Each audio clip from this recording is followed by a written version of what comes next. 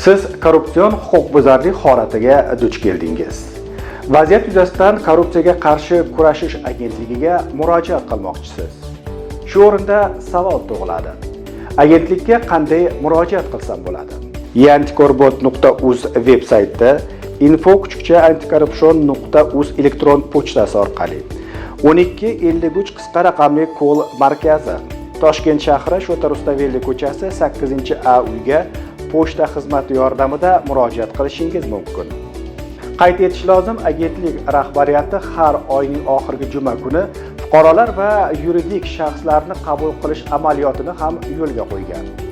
Qabul jarayonida fuqarolarning muammolari to'liq tinglanadi. Yechimga doir huquqiy maslahatlar beriladi.